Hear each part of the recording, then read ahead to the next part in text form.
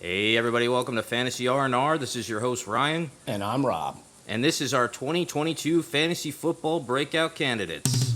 This is Fantasy with Rob and Ryan, Fantasy R&R. That's right, we're going to go through some players that are poised to break out this year, breaking out like a COVID pandemic, breaking out like back knee, breaking out of pants like Pee Wee Herman in an adult movie theater. Rob, we're going to start with QB, and then we're going to pick a running back, and then 2 wide receivers, a tight end, and 1 rookie. Let's get started right now with your quarterback breakout candidate of 2022. Yes, my word of the day is Trevor Lawrence. Trevor Lawrence, let's go Jags.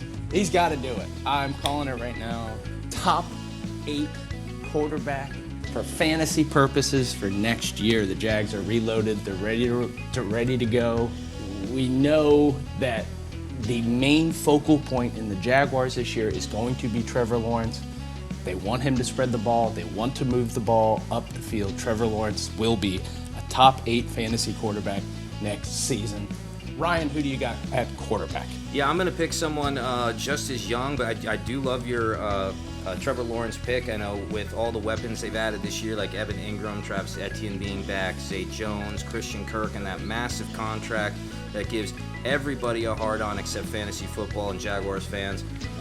It's going to be a good year for him. I'm going to be going with a similar young quarterback who, was a rookie last year, didn't quite have the success we all wanted to see. Rookie a couple years ago. He did not have the success we wanted to see last year as a starter. Tua Tagovailoa is going to be my breakout candidate for this year. Remember, we're not just picking random guys that are going to have a massive season. We're talking about breaking out as their top season so far that they've been in the league. Tua, who started off against New England last year with a touchdown and 200 yards in the air, quickly had an injury, and we did see him have a 4-touchdown game against Atlanta mid-season, but other than that, he was pretty run-of-the-mill. I think with Tyreek Hill being added to the roster, Jalen Waddle returning, Chase Edmonds coming onto the team as a running back who's going to be a passing option for Tua when he gets in trouble, we should see an uptick in Tua's ability to get the ball downfield. I'm going to say that Tua has his breakout season, maybe around 25 TDs, close to 3,700 yards passing. So with that being said, let's move on to some running backs.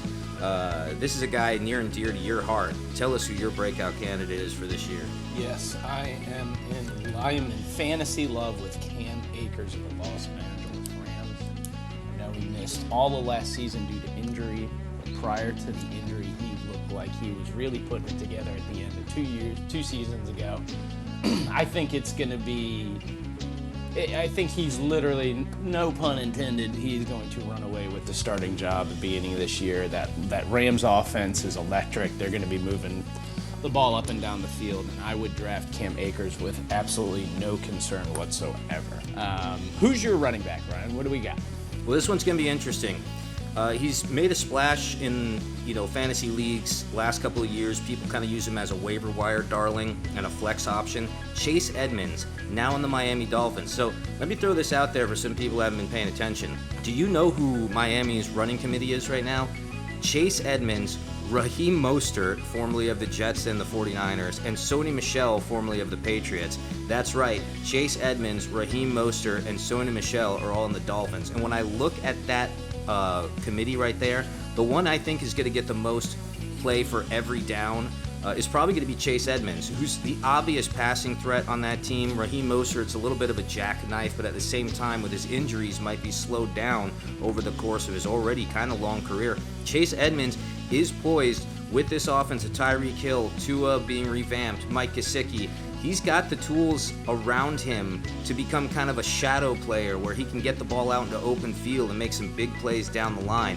I'm really liking Edmonds as a possible 500 yards carries, 500 yards receiving, 10 touchdowns total candidate right now. If you're getting him late in leagues like a lot of us are, it's a good time to draft him in like round 14, round 13 and make him either your RB2 or your flex position. I think he's going to have a big year.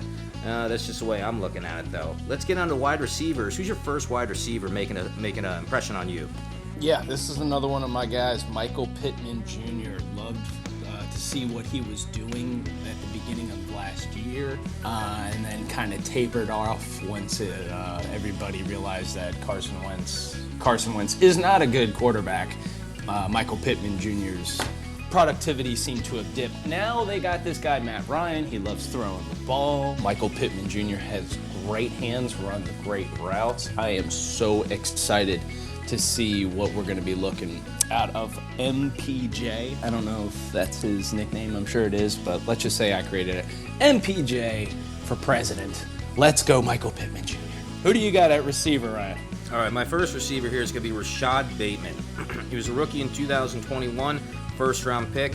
He missed, I think, the first 4 or 5 games due to an injury he was dealing with. He went under the radar for that reason in a lot of redraft and dynasty leagues, but didn't make the splash when he came back that would have been deserving of someone as a late-round flyer anyway.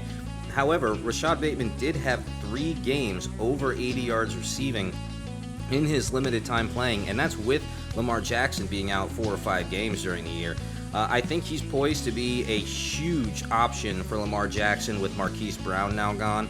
So with Hollywood Brown out of the equation, Lamar Jackson has Rashad Bateman as a number 1 target, maybe alongside or behind Mark Andrews, depending on how that scheme works. We know they're real tight end heavy, and we obviously have seen that a lot of the Ravens running backs don't get a whole lot of passing action.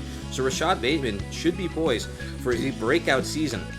Let's go ahead and say that maybe he's targeted 100 times. We'll see 60 to 70 receptions. I'm thinking maybe 900 yards with his deep threat, and probably 5 to 6 TDs. He might not be the best red zone target, but I do think he's poised for a breakout year. Let's go with your second wide receiver now. Tell us all about it. Yeah, and to piggyback off you got me on the Rashad Bateman last year, and another guy you got me in on that I was luckily able to pick up some silly drop was Darnell Mooney of last year. Halfway through the season he got dropped and then ended up having a pretty solid second half of the season. I believe in Justin Fields. I think Justin Fields has the ability to be a good quarterback. This year will be the year to decide whether or not that is going to happen, and if it does, I'm going to say when. Darnell Mooney will be one of the biggest contributors to his Justin Fields' breakout season. I like Darnell Mooney, super fast, runs good routes again. I don't see why he isn't the go-to guy now in Chicago with now Allen Robinson's departure officially in Chicago. So that's going to be interesting in my eyes. Darnell Mooney, look to him.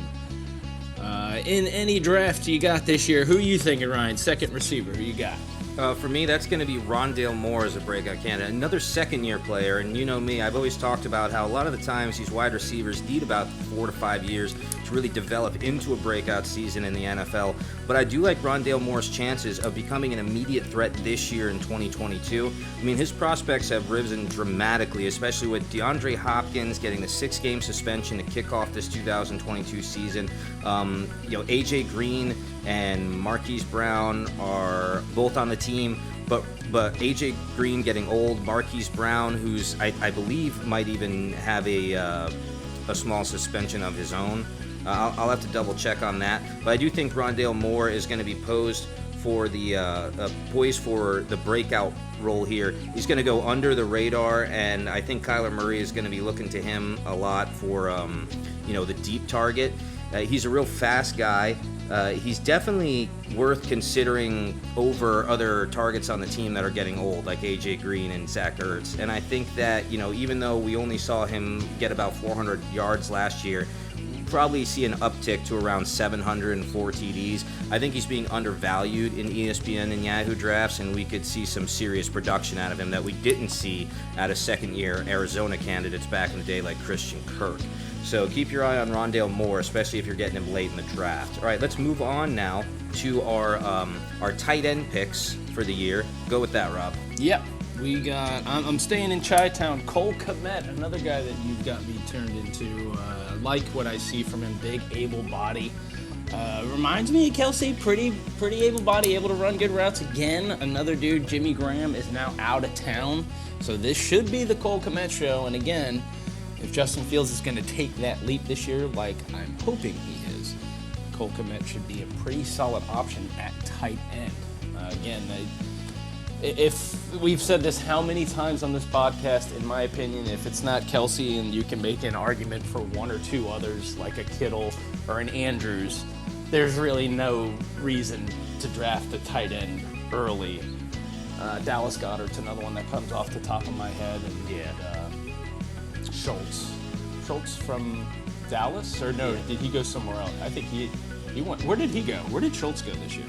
Schultz, or he stayed in Dallas. Yeah, Dallas he's still in re-signed Dallas right now. That's right.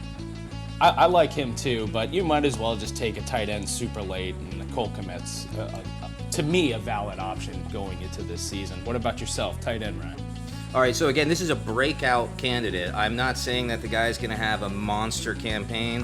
I'm not saying that he's going to do any better on this team than past tight ends have done, but I'm going to go with Hayden Hurst, our boy out of Jacksonville who went to Bowles High School, got drafted by the Ravens. We saw him do a short stint with the Atlanta Falcons, really hasn't ever put anything together. Last year, only had 200 yards receiving and 3 touchdowns. This year, I think he's going to take a massive up jump on the Bengals now with C.J. Uzomah gone to the Jets and Jamar Chase and T. Higgins likely to attract a multitude of attention on that team. With Tyler Boyd returning, they got a great receiving core. Joe Burrow knows that defenses are going to try to figure them out, but they've got this new weapon, Hayden Hurst, a big physical tight end who I think could make a big splash. So even though we haven't seen Hayden Hurst do anything, the reason I'm calling this a breakout role is because I think Hayden Hurst could definitely get 50 receptions, maybe 600, 700 yards and 5 TDs this season. So late flyer at tight end, probably going to finish outside the top 10, but you could do worse as a streaming option than Hayden Hurst. I'd probably be taking him even over Evan Engram this year.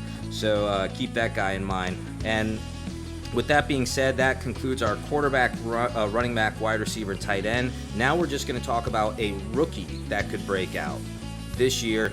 Rob, go with yours. Yes, I'm going to be a homer through and through. I'm going to stay with one of my guys, Penn State wide receiver Johann Dotson, drafted by the Washington Commanders. I really, really liked what I saw out of him coming through college. He's going to be opposite Terry McLaurin. Terry McLaurin's already coming out saying that he likes what he sees at Dotson. Terry can be the one getting double coverage. Carson Wentz is going to have to do Carson Wentz throws to somebody. It might as well be Johann Dotson. I would get ahead of the game, get him everywhere you possibly can. Bench him if you have to, but I have a really, really, really good feeling about Johann Dotson. The Washington Commanders. Ryan, who you got? Who's your dark horse rookie 2022? Well, that's going to be Romeo Doubs, who's just now starting to make some noise in the Green Bay Packers training facility. This guy was selected by Green Bay in the 4th round of the draft this year. He's a vertical perimeter receiver. He's got good size, speed, hands. He's great. Aligned on the perimeter 85% of the time at his time in Nevada at college. And he runs a deep route 43% of his snaps, which is the 2nd highest in this rookie class. So this guy is a deep threat. Romeo Doubs is going to be going deep, and we know Aaron Rodgers can air the ball out. With Devontae Adams gone, Alan Lazard, a previously undrafted, being considered the number 1 target that has rapport with Rodgers. Robert Tonyan, who's never really put anything together despite people's want for him to be a Kelsey and a Kittle. We're going to see a big volume share go to Doubs, who Rodgers is already hyping up during this offseason. So he's making a rapport with Rodgers. We know things go in Green Bay as Aaron Rodgers goes in Green Bay. So I'm really liking Doubs' chances to become from this 2.2% rostered player in ESPN to maybe a 40% player who could be putting up 600 yards in his rookie season and getting a number of touchdowns to go with it. Christian Watson, other rookie, is going to be out for a little while, so keep your eye on this guy. Maybe not late in redrafts, but if you've got a flyer you can take on him in a dynasty league, I think Doubs is definitely worth stashing for this year, if not next year. All right, and that's going to do it for our 2022 Fantasy Football Breakout Candidates. Once again, this is Rob and Ryan with Fantasy R&R. We will see you next time.